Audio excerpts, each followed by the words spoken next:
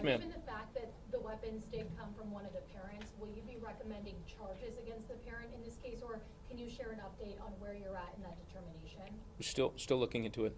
Still, Chief, we're 24 hours out. Chief, We're still looking into it completely. Chief, could I ask you, I know you've read the writings, I know you're limited in what you could tell us. We were told before it was hatred towards everyone. Can you give us an idea of maybe a bit more of what the writings contained? And also, do you believe that the students in these two schools were the specific targets? Is that who these gunmen wanted to kill? Repeat the last part of that question. They ended up at this Islamic Center, which has the two schools. Were the students their main target, you feel? Did they want to kill students? So we're still trying to gather a bigger picture as to exactly what the intended target location was. I'm going to bring Mark back up here to talk about, a little bit more about maybe what some of that rhetoric was.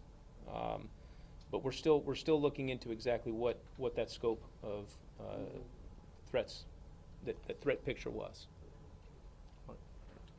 Yeah, thank you for your question. Thanks. So I can confirm there has been a manifesto that's been recovered.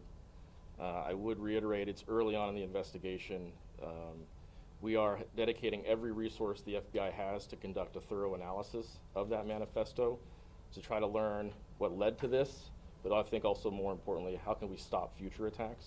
So I know there's a lot of questions related to this on the community. What I would just continue to reiterate is they didn't discriminate on who they hated. It covered a wide aspect of races and religions.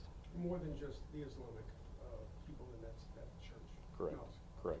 But Special Agent, they nevertheless, in a city that's majority white, specifically picked out a site where they knew there would be immigrants, where they knew there would be Muslims. That doesn't seem to suggest respectfully that they hated everybody equally. I would say we're still too early in the investigation to say that the Islamic Center of San Diego was the specific target. We are assessing and analyzing all the evidence. Again, it's very early. We're still looking through electronics to give us the answers. But again, what I can say is they definitely had a broad hatred towards a lot of folks. What did you Agent, learn from are their you social aware of the media? suspects live streaming the attack or their own death? I'm aware of that information, and again, not a lot I can share at this point because we're actively going through those electronics. We just recently got search warrants in place, so we are digging into that as aggressively and as quickly as we can. To the extent that you're able, can you characterize their deaths? I can't really. I apologize. Yeah.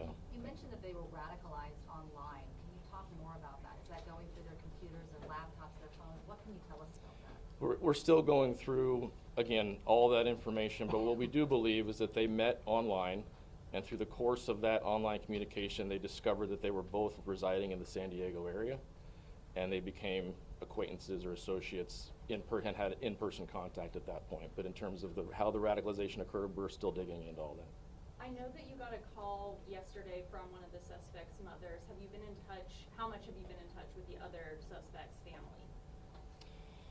I want to be sensitive with what I share at this point.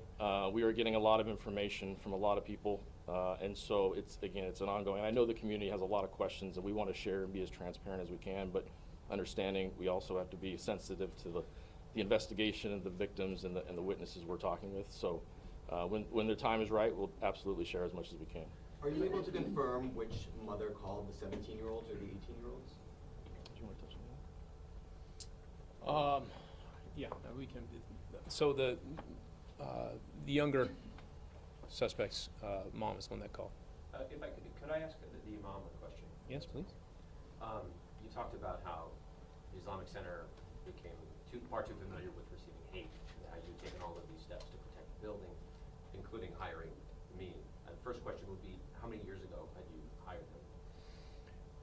I believe, if I'm not mistaken, was hired sometime in 2019, 2020. Quite some time. Yeah. It's also very clear by the actions that he took, immediately getting things on lockdown, that this was something that he and the center had planned for. Is this something that you had talked to him about? Yeah. We do a drill, test every time, especially with the school, multiple times every school year.